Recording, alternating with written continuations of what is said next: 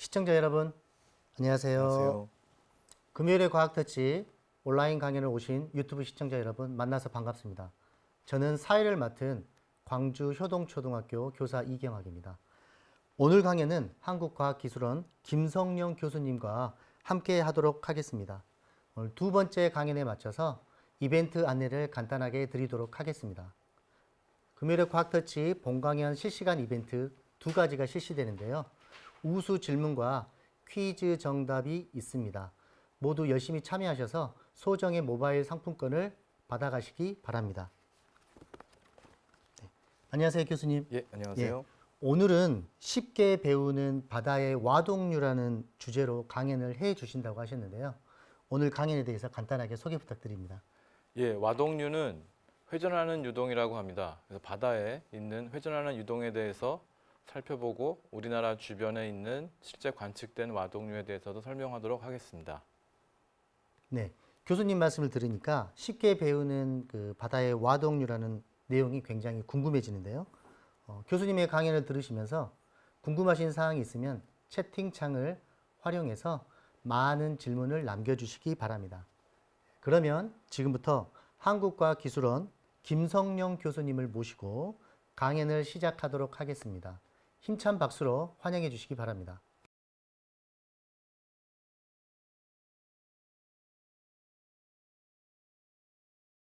안녕하세요. 오늘은 와동류에 대해서, 특히 바다에 있는 와동류에 대해 살펴보도록 하겠습니다. 왼쪽에 보시는 그림은 미 항공우주국에서 위성을 이용하여 관측한 북서태평양 한반도 주위에 있는 와동류를 흰색 선으로 표시하였습니다. 실제로 우리나라 지도를 관찰해 보면 서울에서 광주까지 약 직선 거리로 200km 정도 되는데 그 직선을 하나의 와동류, 회전하는 유동에 대해 보면 그거의 크기가 한 200km 내지 300km 정도 되는 크기를 볼 수 있습니다. 오른쪽에 보시는 그림은 빈센트 반 고흐가 별이 빛나는 밤이라고 하는 작품인데요. 이 두 개의 관측 자료와 또 그림의 아주 유사한 형태를 볼 수 있어서 한동안 화제가 된 적이 있습니다. 오늘은 바다에서 아주 풍성하게 존재하는 와동류에 대해서, 회전하는 유동에 대해서 살펴보도록 하겠습니다. 오늘 배울 내용은 다음과 같습니다. 바다는 굉장히 커다란 유체에 해당합니다. 유체가 무엇이고 유체를 움직이는 네 가지 방법에 대해 살펴보도록 하겠습니다. 또한 지구가 회전하고 있기 때문에 지구 위에 있는 바다는 회전판 위에서 움직이는 유체의 유동과도 관련되어 있습니다. 이와 관련된 코리올리스 힘에 대해서도 살펴보도록 하겠습니다. 그리고 방금 살펴본 반 고흐의 별이 빛나는 밤과 와동류의 실제 예들을 같이 살펴보고 와동류로부터 알 수 있는 에너지 분포, 특히 오늘 강의는 좀 어려울 수도 있는 난류의 특성 중에 하나를 살펴보도록 할 건데 에너지가 어떻게 전파되고 사라져가는지 살펴보도록 하겠습니다. 오늘 강의를 도와줄 5명의 친구들이 있는데요. 바다에서 볼 수 있는 5가지 생물입니다. 해파리, 해리, 커크파제, 코리, 어류, 어리, 그리고 무리시 아이돌의 아리, 그리고 부리가 있습니다. 이들이 내용을 정리할 때 등장할 예정입니다. 잘 봐주시고 이름을 잘 기억해 주세요. 바다는 커다란 유체 중에 하나인데 유체의 정의를 한번 살펴봅시다. 유체는 무엇일까요? 지금 보시는 그림에는 다양한 그릇에 동일한 유체가 담겨져 있는데 그 모양이 서로 다릅니다. 담는 그릇에 따라 모양이 변하는, 그리고 흐르는 그 무엇의 특징을 가진 것을 유체라고 하죠. 유체의 예로는 물, 우유, 커피, 공기, 그리고 바다가 있습니다. 실제로 유체를 움직이는 방법에 대해 살펴봅시다. 오늘 와동류는 움직이는 유동 중에 회전하는 것이기 때문에 어떻게 유체, 특히 바다가 움직이는지를 살펴보려고 하는데, 유체를 움직이는 첫 번째 방법으로 컵에 담긴 물을 기울이면 물이 흘러 넘칩니다. 컵 밖으로 나오죠. 이유가 무엇일까요? 공기와 물을 한번 살펴보면 두 개의 밀도 차는 약 1000배 정도 됩니다. 그래서 그릇을 기울이게 되면 물이 더 무겁기 때문에 공기보다 물이 공기의 위치를 따라잡고 그것을 채우기 때문에 점점 이 둘 사이의 경쟁에서 물이 공기의 위치를 테이크오버 하기 때문에 물이 흐르지요. 이 이유는 중력이라고 할 수 있습니다. 물을 움직이는, 유체를 움직이는 한 가지 방법, 중력. 두 번째 방법입니다. 우리가 물을 마실 때, 빨대를 이용해 물을 마실 때 물 안의 압력과 입 안에서의 압력을 한번 생각해 봅시다. 왼쪽에 보시는 그림은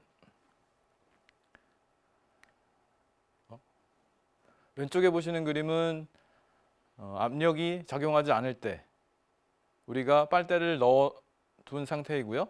가운데 보시는 그림은 우리가 물을 마시려고 할 때 압력을 낮춥니다.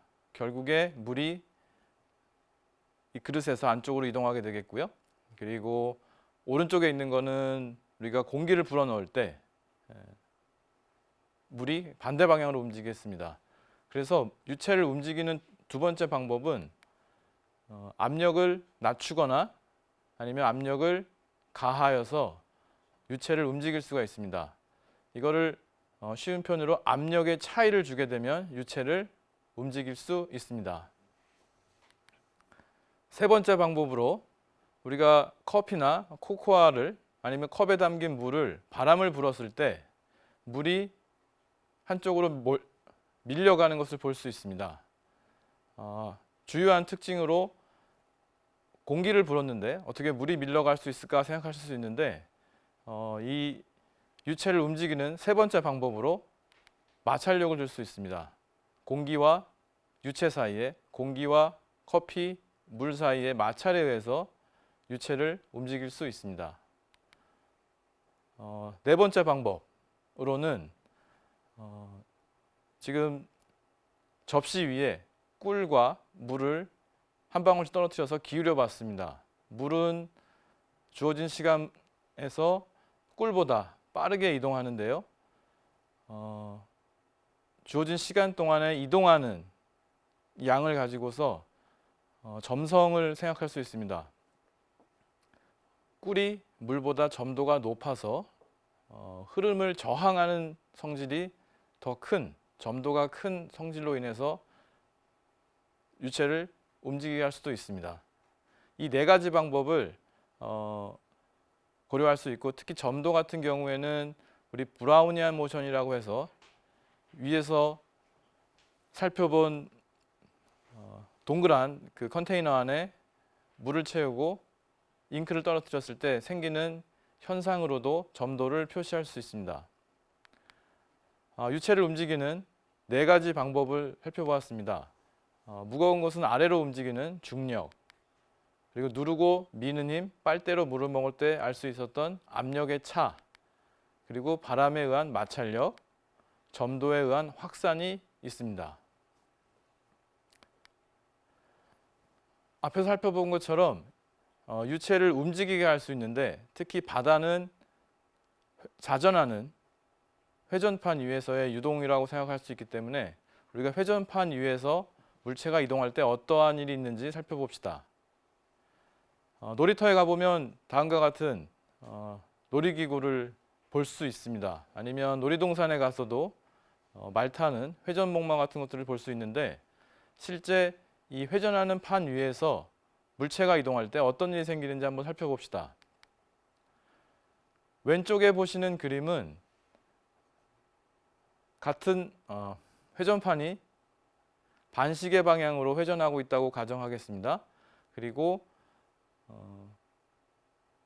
공을 한쪽 끝에서 직선으로 던졌을 때 아니면 중앙에서 바깥쪽으로 직선 던졌을 때 어떠한 경로에 도달하는지를 보여주고 있습니다. 특히 주의할 점은 이 공의 위치를 관찰자가 회전판 바깥에서 관찰하는 경우와 회전판 안에서 관찰하는 경우가 실제 다르게 나타납니다. 다음 동영상을 보면서 살펴봅시다.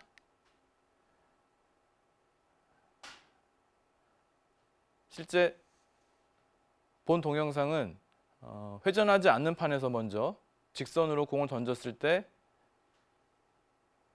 두 명의 실험자가 공을 주고받는 모습을 볼 수 있습니다.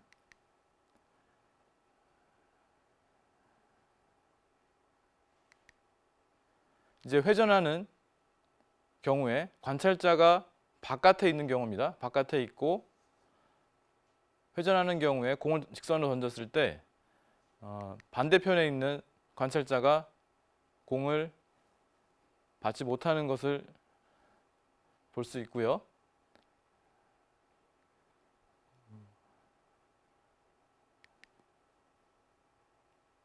이 경우는 위에서 본 그림입니다. 관찰자는 바깥에 있고 회전판 바깥에 있고 직선으로 던진 공이 상대편에 도달하지 않는 것을 볼 수 있죠. 경로는 일부 휘어지는 걸 볼 수 있습니다. 이제 관찰자가 회전판 안에 있을 때를 살펴봅시다.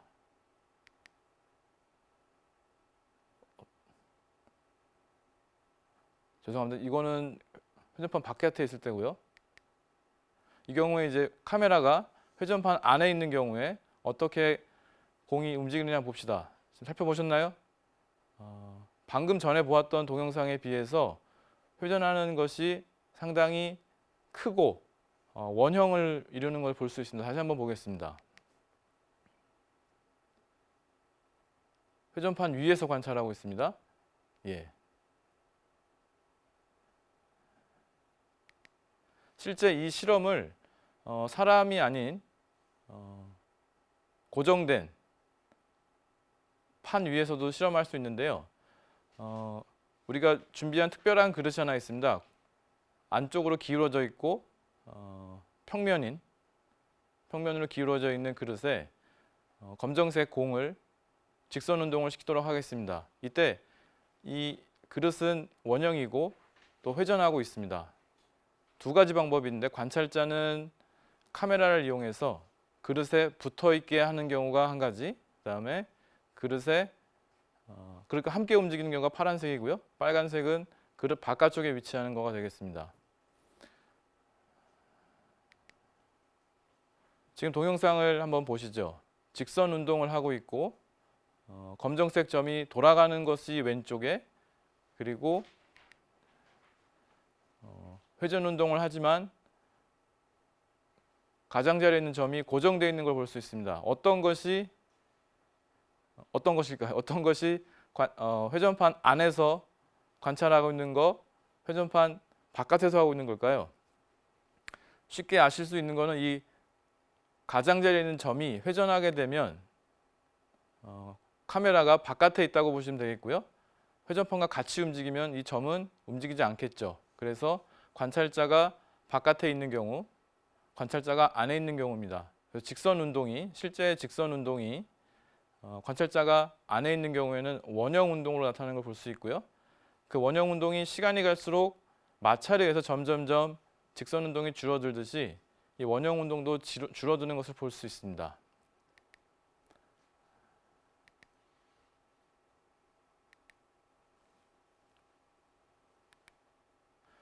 지금 본 영상을 잠깐 요약하면 관찰자가 원형판 바깥에 있을 때 직선으로 운동하는 경우와 그리고 관찰자가 안에 있는 경우에 직선의 운동이 원형의 운동으로 보이는 것을 볼 수 있습니다. 그리고 시간이 지날수록 그 직선의 운동은 점점점 마찰에 줄어들고 이 원형 운동, 회전판 위에서의 운동은 원형 운동으로 점점점 작아지는 것을 볼 수 있죠. 회전판 위에서 직선 운동, 움직이는 물체가 회전판 위에서 관찰하게 되면 회전하는 것으로 기술됩니다. 잠시만. 지금 보려고 하는 동영상은 동그란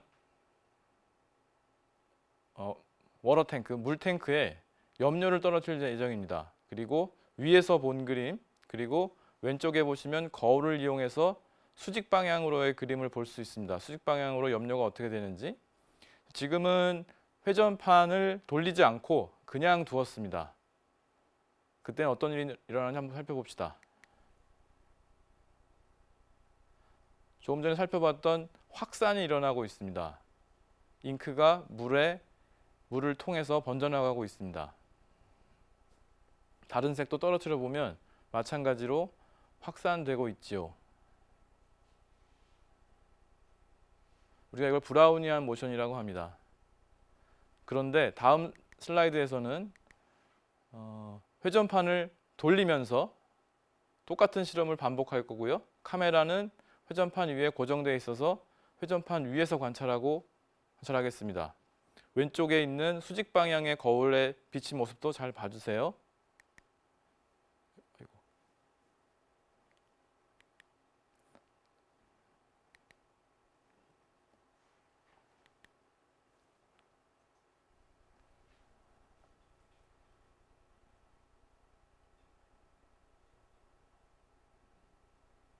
지금 보시면 확산이 되고 있으면서 이 염료가 길게 늘어지는 것을 볼 수 있습니다.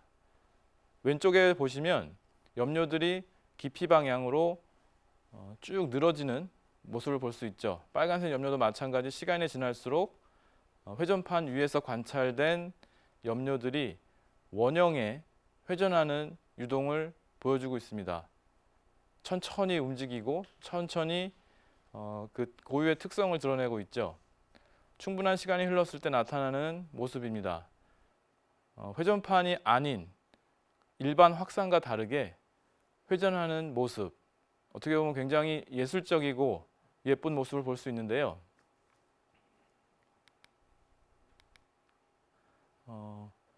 왼쪽에 보시는 그림은 브라우니안 모션, 확산만 일어나는 경우에, 그리고 오른쪽은 회전판 위에서 관찰된 염료의 동일한 실험에서 회전하는 유동을 볼 수 있습니다. 유사한 유체 이동을 우리 목성에서도 관찰할 수 있습니다. 이건 나사에서 제공된 위성 자료로서 표면에 나타난 회전하는 유동과 같은 유사한 우리 염료로 보여줬던 유동과 유사한 것을 볼 수 있습니다. 지금과 같이 우리 회전하는 판에서 움직이는 물체에 걸리는 힘을 코리올리스 힘이라고 합니다. 회전판 위에 이동하는 물체에 작용하는 힘, 그리고 관찰자가 회전판 위에 있을 때, 그리고 직선으로 이동하려고 할 때 그 경로를 벗어나서 회전하는 경로를 가지는 것을 코리올리스 힘이라고 합니다. 이 친구는 어리입니다. 참고로.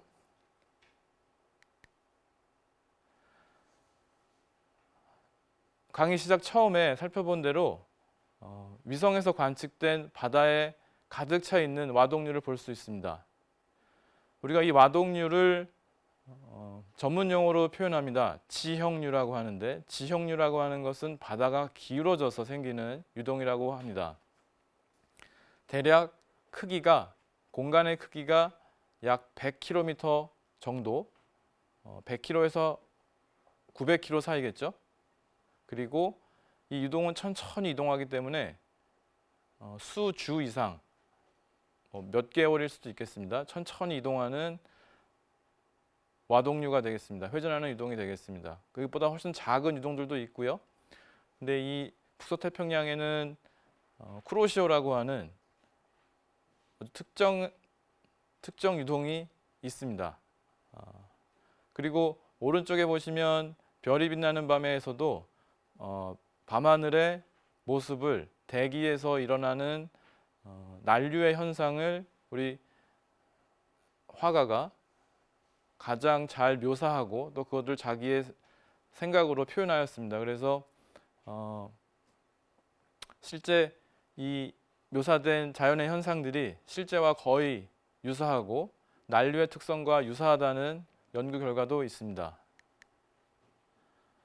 실제 이 중규모 와동류에 대해서, 중규모는 아까 말씀드린 대로 100km의 수주가 되는 회전하는 유동에 대해서 살펴보시면 북서태평양뿐만 아니고 우리 대서양 쪽에, 미국 동부 쪽에 있는 걸프 스트림 쪽, 아마 이 동영상에서는 몇 군데를 저희가 움직이면서 볼 텐데 다양한 종류의 와동류가 전 지구에 가득 차 있는 것을 볼 수 있습니다. 지역에 따른 특성도 있겠지만 자연이 준 큰 회전하는 유동, 여기 보시면 아프리카 남쪽에서 이 대륙에서 끝단을 지나면서 와동류가 생겨나는 것들도 볼 수 있고요. 지금 이제 아프리카 동쪽 해안을 보고 있습니다. 지역에 따라 특성이 있고 패턴들이 있지만 대부분 100km 정도 되는 크기의 와동류로 볼 수 있습니다. 지금은 이 노란색 선이 적도가 되겠고요. 오른쪽 위에 보시는 것이 시간이 되는데 보시다시피 월 개념으로 무비가 움직이고 있어서 대략 천천히 움직이는 바다의 흐름으로 보시면 되겠습니다. 실제 이 와동류가 어떻게 생기는지 한번 더 살펴보도록 하겠습니다.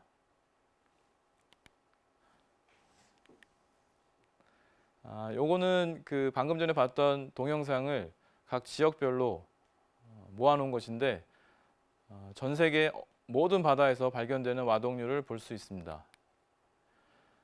와동류가 어떻게 생기는지 한번 봅시다. 실제 여러분들이 바닷가에 가보면 해수면이 평평합니다. 위에 보시는 것처럼. 근데 우리의 보는 눈에서는 평평해 보이는데 실제 바다는 기울어져 있습니다.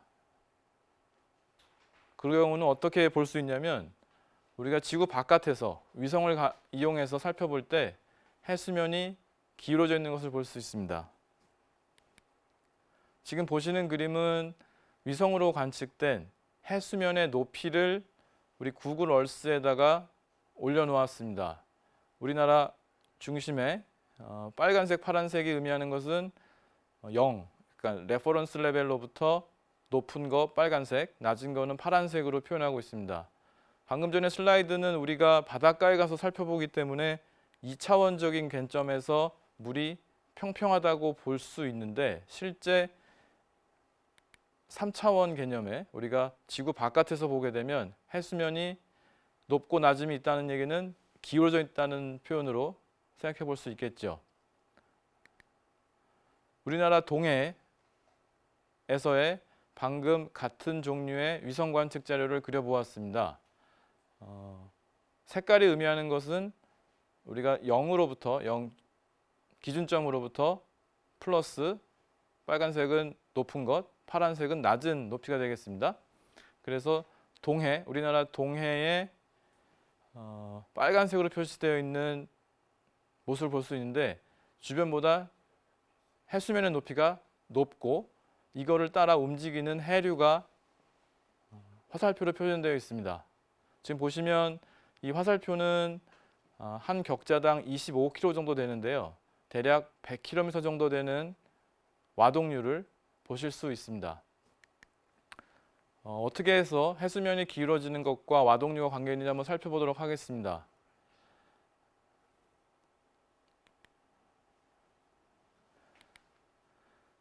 지금 보시는 그림은 우리가 좀 더 쉽게 설명하기 위해서 물을 한번 이렇게 한쪽 면으로 잘라 보았습니다. 한쪽은 상대적으로 좀 낮고 한쪽은 상대적으로 좀 높아서 기준점 수직 방향의 기준점으로부터 한쪽은 낮고 이쪽 오른쪽은 높아서 해수면에 높이 차가 있는 상황을 연출하였습니다. 지금 요 면이 해수면이 되겠고요. 해수면이 기울어져 있으면 아까 해수가 어떻게 유체가 어떻게 움직이는지의 힘 중에 압력차라고 있습니다. 이 둘 사이의 높이 차에 의해서 압력의 차가 생기고요. 압력의 차에 의해서 유동이 움직이려고 할 때 회전판 위에 있는 이 유동은 그 경로가 직선으로 가지 않고 그 경로를 직선으로 가지 못하는 회전하게 되는 경로를 택하게 됩니다. 코리올레스 힘을 받게 되죠. 그래서 지금 검정색이 해수의 유동의 처음에 생기는 압력 경도력, 압력 차, 그리고 그 압력 차에 대해서 영향을 주는 파란색 화살표가 코리올리스입니다. 이 두 개의 합력에 의해서 빨간색의 유동이 생기죠. 그래서 결국에 직선으로 움직이려고 하는 것이 점점점 코리올리스 영향을 받아서 회전하게 되고 결국에는 이 압력 경도력과 코리올리스 힘이 균형을 이루면서 그거의 수직한 방향으로 커런트가 생깁니다. 유동이 생깁니다. 실제 이 현상을 우리나라 동해안에서 해수면이 높고 낮은 것을 1차원으로 잘랐을 때 한번 생각해 보겠습니다. 높은 곳과 낮은 곳을 잘랐을 때 지금 요면이 높고 낮겠죠, 여기가. 그래서 실제 진행되는 상황을 제가 보여드렸는데 실제로 일어나는 것은 압력의 방향, 경도력의 방향과 코리올리스 방향이 밸런스를 이루어서 이 안쪽으로 들어가는 걸 볼 수 있습니다. 여기 보시면 높은 해수면과 낮은 해수면을 가로질러서 해수가 이동하죠. 이러한 지형류가 실제로는 해수면의 구조에서는 와동류, 회전하는 형태로 드러납니다. 실제 여러분들이 이 와동류를 여러 방향에서 잘라볼 수 있겠습니다. 그거를 지금과 같은 물의 작은 형태로 표현할 수 있는데 실제로 살펴보면 바다의 높고 낮음들이 이 원형의 형태로 드러나 있기 때문에 주로 와동류가 이와 연관되어 있습니다. 와동류, 코리올리스 힘이 회전하는 판 위에서 작용하는 힘에 의해서 유동에 작용해서 생기는 으로 인해서 회전이 생기고요. 특히 해수면이 기울어져서 이로 인한 압력차가 유동을 만들고 그리고 움직이는 유동에 대해서 코리올리스 힘이 작용해서 와동류가 생기게 됩니다. 또 이러한 유동들이 전 지구 바다에 가득하죠. 본 강의에서는 밀도 차이에 의한 와동류는 설명하지 않았습니다. 다만 밀도 차이에 의한 와동류도 있습니다. 우리 난류에 대해서 한번 살펴봅시다.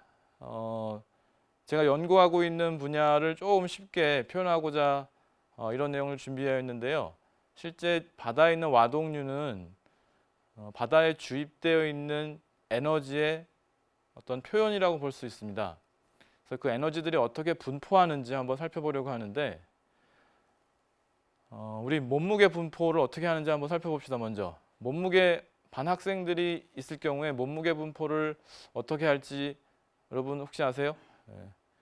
먼저 몸무게의 분포를 알고자 하면 그 몸무게의 범위를 먼저 생각해서 작은 값부터 제일 큰 값까지 생각한 다음에 그것을 동일한 빈 사이즈로 나누고 그 빈 안에 들어오는 학생들의 숫자를 셉니다. 그래서 이렇게 히스토그램을 만들죠. 그래서 이렇게 분포하는 것을 볼 수 있습니다.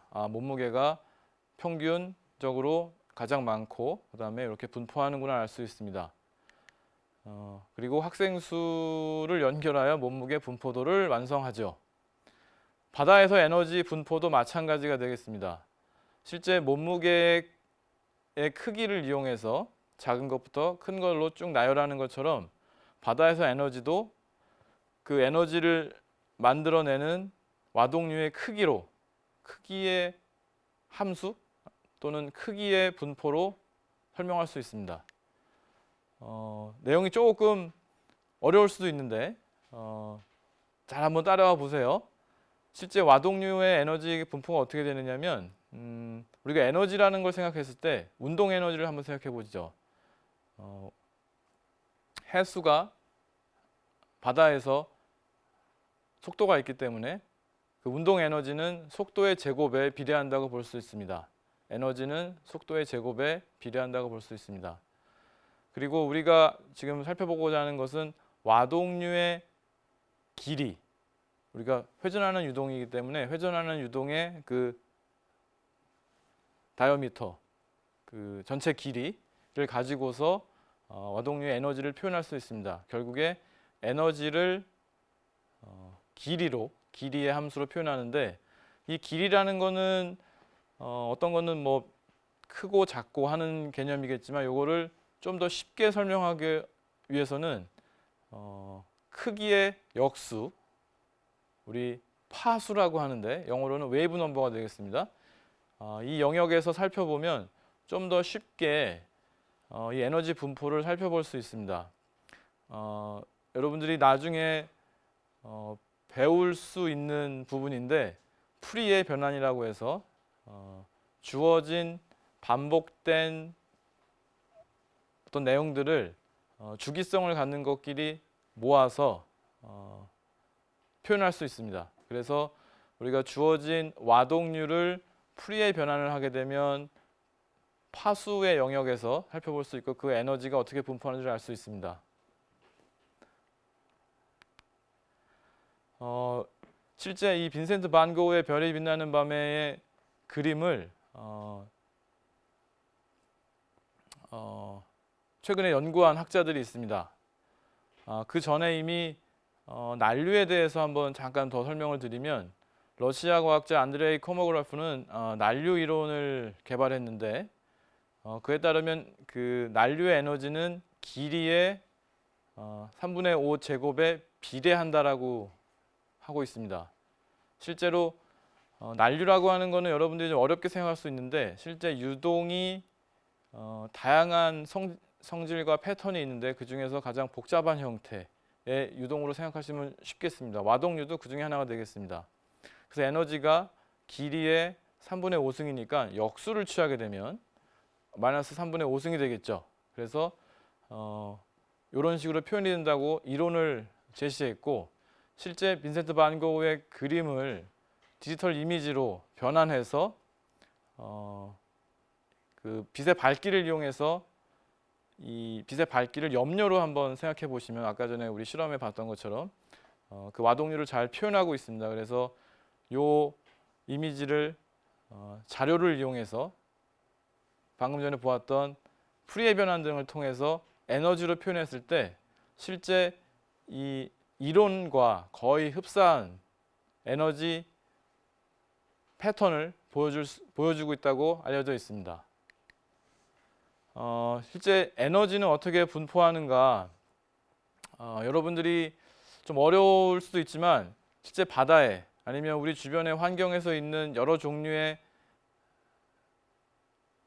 와동류가 있는데 그 중에 규모가 큰 것도 있고 작은 것도 있어요. 그래서 일반적으로 에너지가 들어와서 점점 작은 규모의 유동으로 에너지가 전파됩니다.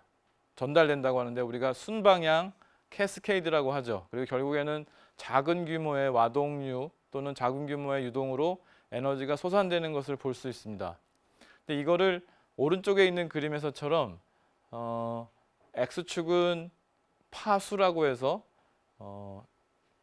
그 크기의 역수가 되겠죠. 그래서 K가 작을수록 큰 규모, K가 클수록 작은 규모가 됩니다. 그래서 여러분들이 왼쪽에 있는 그림을 살펴보면 같은 맥락에서 보시면 에너지가 점점 줄어드는 작은 규모로 가서 점점 줄어드는 걸 볼 수 있습니다. 그래서 이론을 연구하는 분들 중에 이 에너지가 K의 어떤 관계인가를 가지고서 에너지가 순방향인지 역방향으로 움직이는지를 살펴보는 연구를 하고 있는데요. 실제 자연에서 에너지는 점점 작은 규모로 캐스케이드 합니다. 만약에 캐스케이드 하지 않으면 언젠가 쌓이겠죠. 그렇죠? 실제 우리나라 주변에 바다를 관측한 것을 가지고서 에너지 캐스케이드를 한번 살펴보도록 하겠습니다. 우리나라 동해안입니다. 동해안에는 남쪽에서 올라오는 따뜻한 물 그리고 북쪽에서 내려오는 차가운 물이 만나서 다양한 와동류가 있는 영역이 있습니다. 그래서 가운데 보시는 거는 우리 정지궤도 위성을 이용해서 관측한 자료가 되겠습니다. 농도 자료인데요. 엽록소 농도장이라고 하는데 지금 이 엽록소 농도장은 염료와 비슷하게 우리 바다에서의 유동의 패턴을 보여주고 있습니다. 그래서 오른쪽 위에 보시면 한 100km 이상이 되는 에디, 그 와동류의 형태를 볼 수 있고요. 그리고 찬물과 더물이 만나서 생기는 전선도 보여지고 있고요. 이 가운데 보시면 기다란 형태의 와동류도 있습니다. 이와 함께 위성 자료와 함께 연안의 레이더를 이용해서 해수 유동장을 고해상도로 관측할 수 있습니다. 그리고 이것들을 좀 더 자세히 들여다볼 수 있겠죠. 지금 보시는 것처럼 와동류가 연안에 길게 늘어져 있는 것을 볼 수 있습니다. 그래서 이 두 가지의 관측 자료를 가지고서 에너지가 어떻게 분포하는지를 살펴보았습니다. 해수 유동장을 가지고서 마찬가지로 파수, X축은 파수고 Y축은 에너지가 되겠는데요. 에너지 분포가 지금과 같습니다. 뭐 자세한 내용은 제가 언급하지 않겠지만 작은 규모로 갈수록 점점점 에너지가 낮아지는 걸 볼 수 있죠. 바다에서 관측된 해수 유동장을 통해서 에너지가 점점점 캐스케이드하는 걸 볼 수 있고요. 그리고 농도장을 이용해서도 마찬가지 동일한 연구를 수행할 수 있습니다. 그래서 이 캐스케이드하는 슬롭이 가지고 있는 특성들이 우리가 난류를 이해하는 한 가지 방법인데요. 실제 우리가 두 가지 해수 유동장과 농도장을 이용해서 만들어낸 자료를 두 개를 합쳤을 때와 오른쪽에 보시는 이론과 거의 유사한 것들을 볼 수 있습니다. 지금까지 조금 어렵지만 와동류에 있는 에너지에 대해서 살펴보았습니다. 와동류의 에너지의 분포를 어떻게 하는지, 그리고 유동과 표층 유동장과 표층 농도장에서 에너지 분포가 어떻게 하는지 잠깐 살펴보았는데요. 이러한 에너지의 경로 연구를 통해서 해양 난류에 대해서 이해하고 있습니다.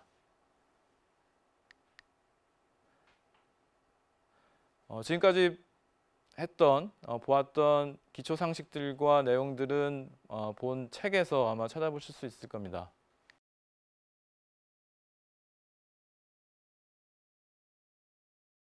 유익한 강연 해주시라고 정말 감사드립니다. 예. 오늘 그 온라인 강연을 한번 해보셨는데 간단하게 질문이 선별되는 동안에 소감 간단하게 얘기해 주시면 고맙겠습니다. 예, 처음에는 유체에 대해서 좀 쉽게 제가 설명하려고 노력했는데 뒷부분에 좀 어렵지 않았을까 하는 생각은 드는데요. 그래도 바다의 와동류, 특히 회전하는 유동에 대해서 많이 배울 수 있는 시간이 아니었을까 생각합니다. 네. 저도 오늘 와동류라는 내용을 처음 들었는데 오늘 유튜브 시청자 여러분들도 굉장히 신선한 내용이 아니었나 생각이 듭니다. 여러 가지 질문들이 나왔는데 질문을 한번 같이 살펴보도록 하겠습니다. 저울대님이 예. 남겨주셨는데요. 와동류에 의해서 지표면 모양이 예. 변하거나 깎일 수도 있잖아요. 예. 깎일 수 질문이 와동류에 의해서 지표면, 그러니까 바닷가의 지형이 변화될 수 있는가라는 게 질문인 것 같습니다. 이 지형류 지금 말씀드린 100km 정도 크기가 되는 해수의 유동장은 연안에 접근하기에는 너무 커서 그 전에 소진됩니다. 예, 그 모양이 사라진다는 표현이 맞겠죠. 특히 이 회전하는 유동은 이 연안에 오게 되면 연안의 특성에 의해서 직선으로 운동하는 게 일반적입니다. 연안의 그 경계 조건에 의해서. 그래서 회전하는 유동이 점점점 연안에 오게 되면 직선 운동으로 바뀌기 때문에 우리가 솔직히 그 태풍이나 이런 것들처럼 갑작스러운 속도를 가지고 접근해서 해안 지형을 바꾸 정도로 빠르게 움직이지는 않기 때문에 해안 지형에 영향을 주기는 좀 어렵다고 저는 알고 있습니다. 예. 네. 그러면 혹시라도 이제 와동류가 생기는데 뭐 그럴 리는 없겠지만 지구의 자전 속도라든지 예. 아니면 행성 내 여러 가지 외력에 의해서 지구의 움직임 속도가 달라진다면 예. 와동류도 혹시 크게 변화가 될 수 있나요? 그렇죠. 코리올리스 힘의 영향을 받기 때문에 지구 자전의 속도가 바뀌는 거는 없겠지만 만약에 그런 일이 생긴다면 마찬가지 와동류에 영향을 주겠죠. 아마 와동류뿐 아니고 전 세계 물리 현상에 영향을 줄 가능성이 높겠죠. 네.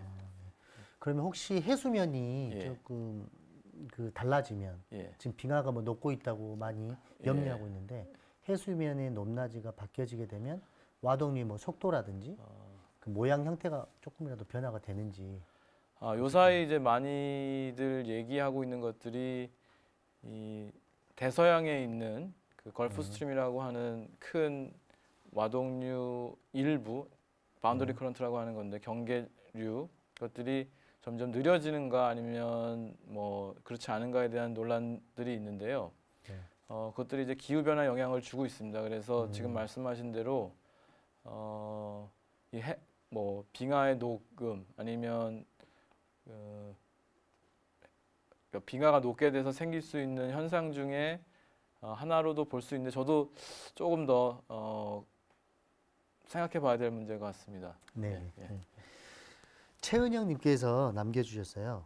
와동류를 이해하면 실생활과 과학에 어떤 부분에 적용하고 이제 활용할 수 있는지 궁금하다고 남겨주셨습니다. 이 바다의 와동류는 우리 눈으로 관측할 수 없을 정도로 큽니다. 그래서 우리 실생활과는 크게 연관은 없지만 방금 전에 나왔던 질문처럼 기후 변화 아니면 지구의 에너지가 어떻게 변화하는지를 알 수 있는 방법 중에 하나고 그리고 자연현상을 이해하는 방법 중에 하나가 되겠습니다. 특히 우리 실생활과 직접 연관은 없지만 작은 효과가 크게 영향을 주듯이 이 와동류를 이해하게 되면 기후 변화 또 에너지의 변화 또 지구에 주어진 에너지가 어떻게 이동하는지 이런 것들을 알 수 있습니다. 네. 그 연계해서 그 고1 친구가 예. 남겨줬는데요. 진로를 해양 쪽으로 예. 지금 이제 정했다고 하는데요. 예. 와동류와 관련된 게 진로, 직업과 관련 또 학과가 있다면 어떻게 해야 되는지 질문을 남겨주셨습니다. 예. 와동류는 아까 말씀드린 대로 난류 현상의 하나가 되겠습니다. 난류는 아직도 많은 공부와 연구가 필요한 부분인데요.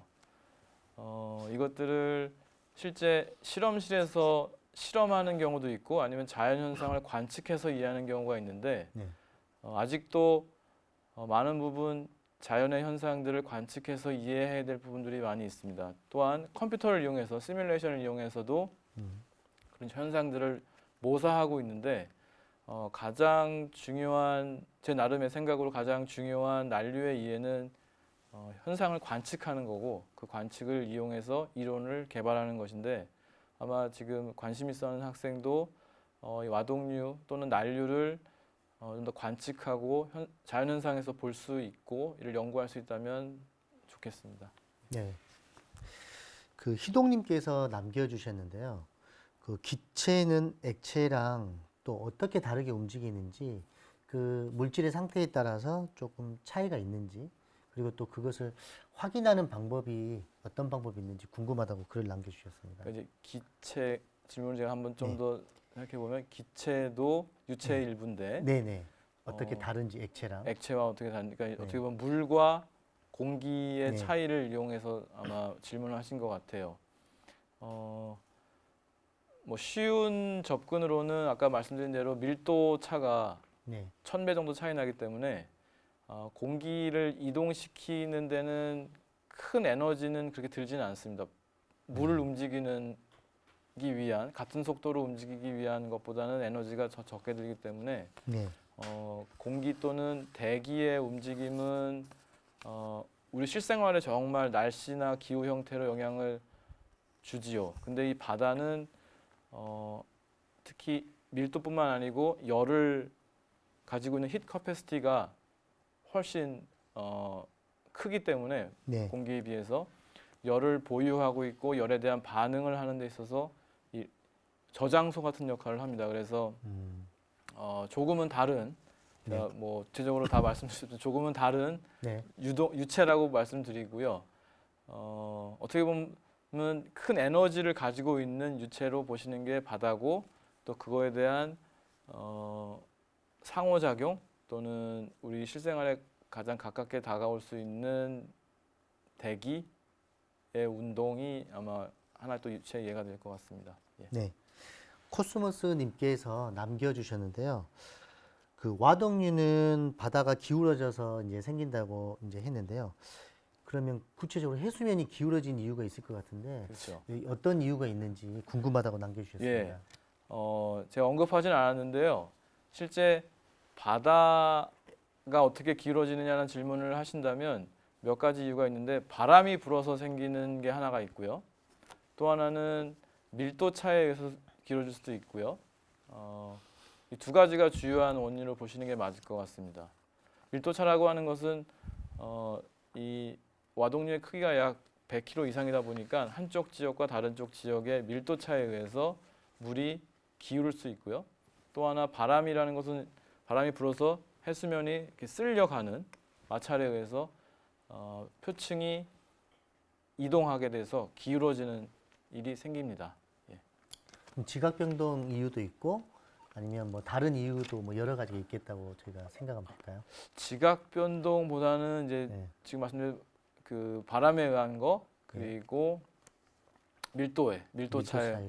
밀도 차이. 근데 오늘은 밀도 차이 얘기는 하지 않았습니다. 예. 네. 예. 근데 이제 교수님께서 설명하시지 않았지만 예. 시청자 여러분들 꽤 많이 궁금했던 예. 것 같습니다. 예. 그 강의 중에 코리올리스 힘이 이제 작용을 한다고 그랬잖아요. 예. 근데 이렇게 그 코리올리스 힘이 작용하려고 하는데 그 유체에는 이제 어떤 조건이 충족돼야지 되는지 예. 궁금합니다. 우리가 일반적으로 뭐 커피나 예. 물 잔에는 실제 코리올리스가 작용하는가? 왜 내가 염료를 떨어뜨렸는데 지구는 도는데 왜 회전하지 않지? 뭐 이렇게 생각할 수도 있을 것 같아요. 아니면 충분히 큰 우리 베스트업에 가서도 물을 채워놓고 생각해 볼 수 있는데 네. 실제 이 코리올리스가 작용하기 위해서는 충분히 큰 유체여야 됩니다. 뭐 레이크라고 해서 우리 호수 같은 것도 일부 생각할 수 있지만 바다와 같이 정말 큰 유체가 이 코리올리스의 영향을 받는 큰 유체로 보실 수 있고요. 지중해도 마찬가지 네. 큰 유체 중에 하나인데 그 정도의 규모가 돼야지 코리올리스의 영향을 받는다고 보시는 게 맞을 것 같습니다. 그럼 이런 방향이 혹시 북반구하고 아, 남반구에서도 좀 차이가 생기게 맞습니다. 된가요? 오늘 내용에는 제가 넣지는 않았는데 네. 지구가 이제 한 방향으로 회전하기 때문에 네. 지구를 위해서 특히 이제 북반구에서 봤을 때 우리가 우리 이 반시계로 돈다고 볼 수 있겠습니다. 그래서 직선으로 북반구에서 이동하는 것은 오른쪽으로 휘는 경향이 있고요, 휘게 되고요. 그리고 남반구에서는 왼쪽으로 휘게 됩니다. 네. 예. 그럼 혹시 이제 그 길이가 굉장히 길어져서 남반구에서 일어난 게 예, 북반구와 서로 만나는 그 중간 교차 지점에서는 예. 그 서로 다른 건데 어떤 영향을 혹시 줄 수 있는지. 실제 이 코리올리스 효과는 극 지역에서 가장 크고요. 예. 적도로서 점점 작아집니다. 네. 그래서 적도 우리 뭐 위도 0도가 되는 적도 지역에서는 회전이 없다고 보시는 경향으로 없는 것으로 이해하는 게 좀 더 맞고요. 그래서 만약에 이 두 개의 유동이 거기에서 만난다 하더라도 코리올리스 효과는 거의 없는 상태이기 때문에 특별히 영향을 받지 않을 것으로 알고 있습니다. 네. 그 와동류의 약간 에너지가 굉장히 큰 규모에서 작은 규모로 이제 이동을 한다고 했는데요. 그럼 큰 에너지와 작은 에너지가 이제 만나게 되면 저희가 생각했을 때 뭐 소멸이 된다든지 이렇게 되는데 예. 그 결국 최종적으로 예. 에너지 차이가 다른 것이 만나게 되면 어떻게 되는지. 이제 실제 저희가 보여드렸던 에너지 이동을 관측하고 농도장을 관측해서 에너지 스펙트럼이라고 에너지 분포를 보여드렸는데 이거는 어떤 한 순간 우리가 네. 해수에서 보이는 순간을 관측해서 만든 분포입니다. 그래서 그 다음 순간 또 뭐 며칠 있다가 찍은 것도 유사한 패턴을 보여주고 있기 때문에 유사한 패턴을 보여주고 있기 때문에 에너지가 두 개가 충돌한다는 개념보다는 오히려 에너지가 한 방향으로 흐르고 있다, 이렇게 분포하고 있다고 보는 게 좀 더 적절할 것 같고요. 작은 스케일에 가게 되면 우리 그 바닷가에 가 보시면 파동이 웨이브가 들어와서 물보라를 만들고 깨지듯이 네. 마찬가지로 이 제가 뭐 와동류만 얘기했지만 실제 점점점 작은 규모의 와동류로 만들어져서 점점 작아지는 형태로 해서 소멸되게 됩니다. 예.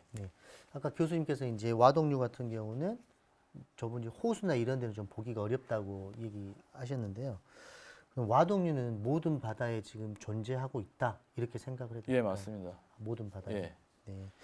그러면 저희 그 반도라든지 아니면 큰 대양에서의 나타나는 예. 그 와동류 형태가 조금씩 다를 수도 있다라고 생각하면 될까요?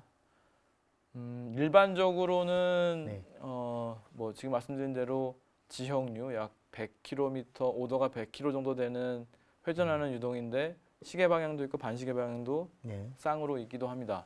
그리고 예를 들면 일본 남쪽에 있는 쿠로시오, 그다음에 미 동해안에 있는 걸프 스트림이 주요한 북태평양에서 있는 아주 경계류에 나타나는 와동류인데요.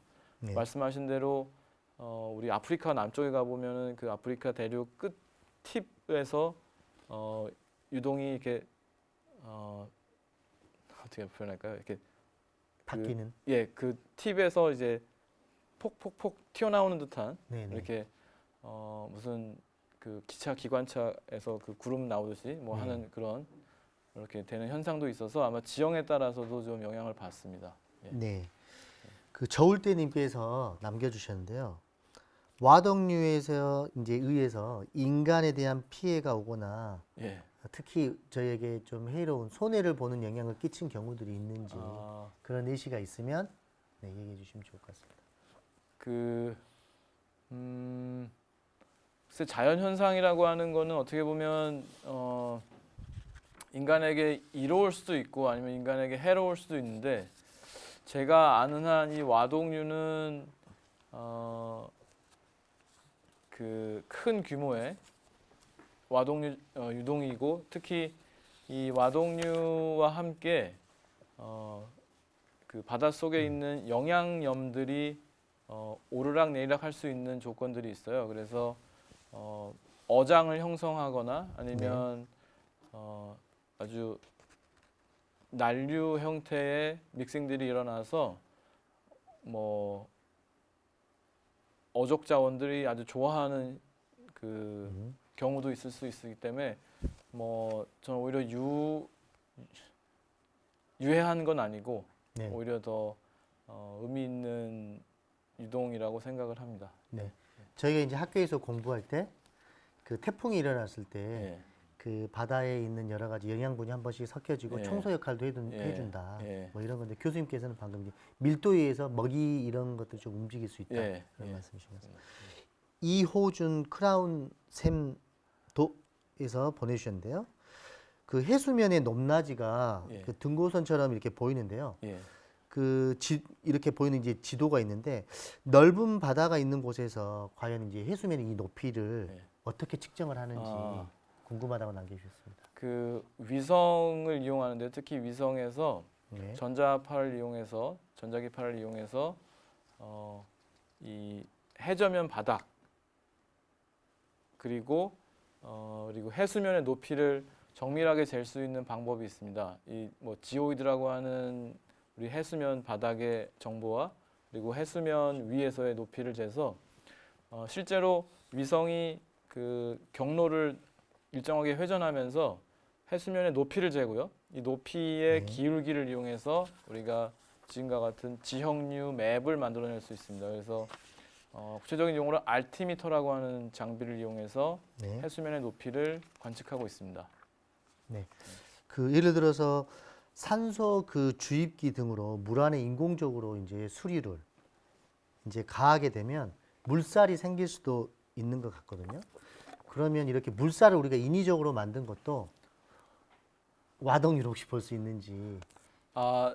그 오늘 논의한 거는 이제 규모가 어느 정도 크고 네. 또 자연에서 있는 현상인데 인위적으로도 만들 수 있겠죠. 특히 작은 규모의 소용돌이도 실제 있습니다. 여러분들이 뭐 물을 받아놓고서 물을 뺄 때도 소용돌이가 생기고 또 말씀하신 대로 어떤 힘을 주어서 회전하게끔 만들 수도 있는데 뭐 다양한 종류의 와동류는 유체에서 존재할 수 있고요. 특히 자연에 존재하는 아주 모든 곳에서 바다 모든 곳에 존재하는 와동류는 오늘 소개드린 걸로 보시면 될 것 같습니다. 네, 네.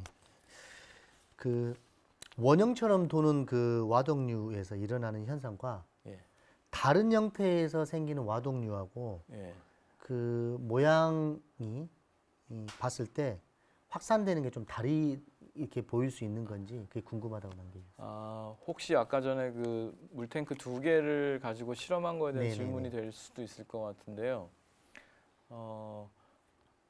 회전하는 물탱크, 특히 관찰자가 물탱크와 같이 움직여서 카메라를 고정해 놓고 하는 그 실험에서 확산이 일어나기도 하지만 그 회전에 의해서 코럴 스림이 작용해서 그 잉크가 길게 스트레치되는, 길게 늘어나고 또 그것이 이렇게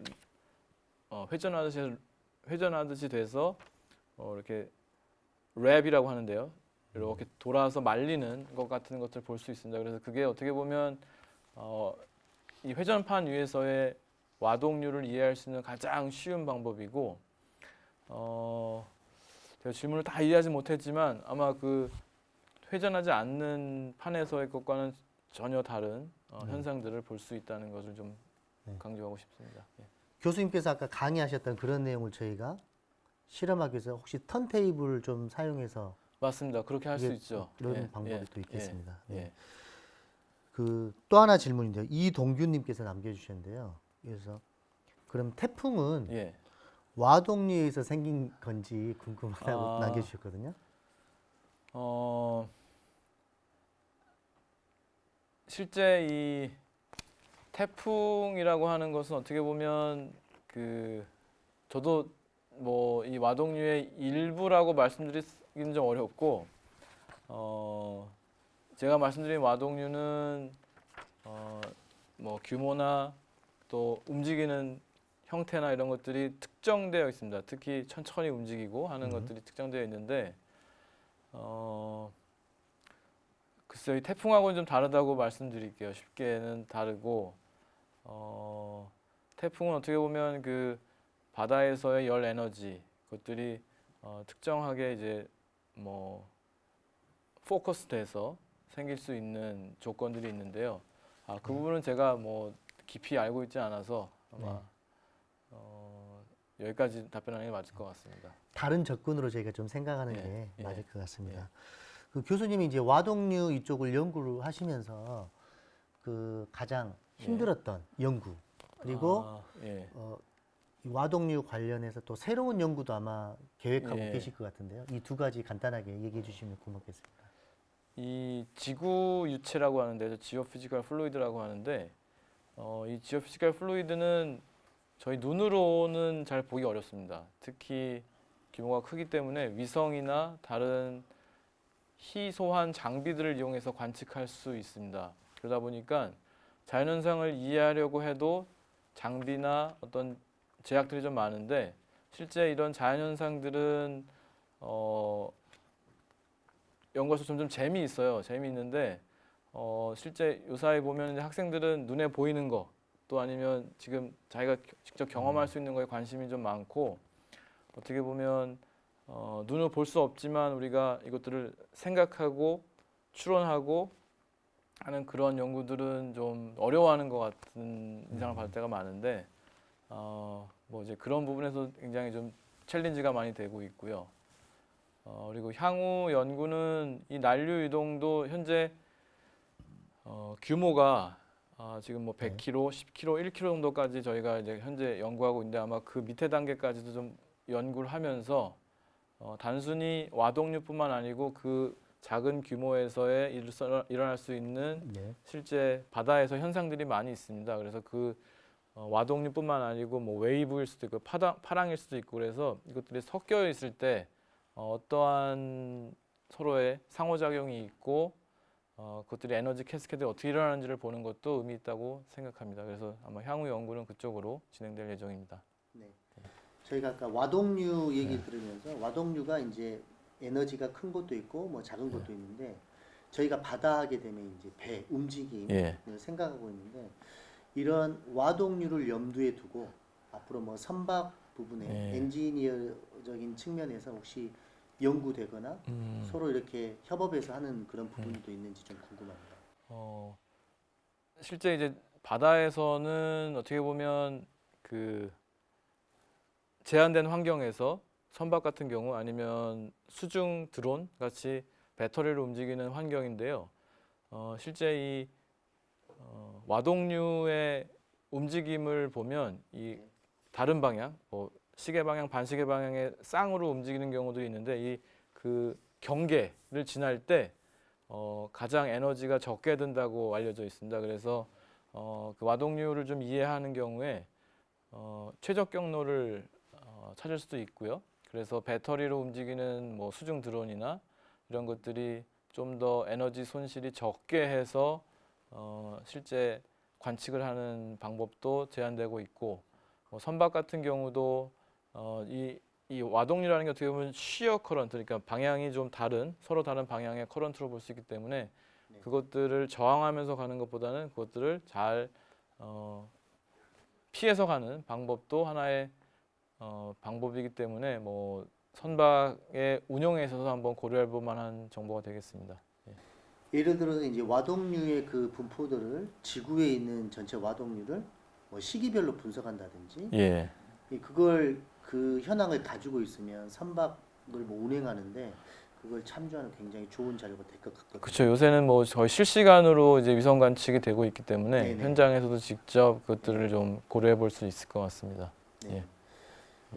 우리 시청자 여러분들을 위해서 예. 이제 교수님께서 오늘 와동류에 대해서 간단하게 얘기를 해주셨는데요. 예. 미래의 우리 과학을 위해서 예. 우리 친구들에게 미래 예. 꿈나무 친구들에게 간단하게 한 말씀 해주시면 고마울 것 같습니다. 예. 이 과학이라고 하는 거는 여러분들이 뭐 재미있게 느낄 수도 있고 아니면 뭐 어려움을 느낄 수도 있는데 여러분 삶에서 굉장히 유용하고 또 그 원리와 내용을 알았을 때 굉장한 기쁨을 느낄 수 있는 과목이라고 생각할 수 있습니다. 그래서 근본적인 것들 그리고 이론들 그리고 그것들이 어떤 현상인지 한번 심도 있게 공부해 볼 수 있으면 좋을 것 같습니다. 네, 이상으로 예. 질의응답을 모두 마치도록 하겠습니다. 먼저 좋은 질문을 남겨주신 시청자 여러분과 또 긴 시간 동안 예. 강연해주신 교수님께 다시 한번 감사 한번 드립니다. 예, 네. 감사합니다. 다음은요, 다음 강연에 대해서 안내를 하도록 하겠습니다. 본 강연은 빛과 소리의 만남이라는 주제로 소주제 광음향 의료 영상 기술이라는 내용입니다. 포항 공과대학교 김철홍 교수님과 함께 하도록 하겠습니다. 도입 강연은요, 지렁이 탐구 생활이라는 주제로 광주 계림초등학교 배효선 선생님과 함께 하도록 하겠습니다. 촬영 후 유튜브에 업로드될 예정이니 많은 참석 바랍니다. 예, 오늘은 쉽게 배우는 바다의 와동류라는 주제로 한국과학기술원 김성용 교수님과 함께 강연을 들어보았습니다. 교수님과는 여기서 인사드리도록 하겠습니다. 감사합니다. 예, 감사합니다. 시청자 여러분, 다음 주에 또 7시에 만나도록 하겠습니다. 감사합니다.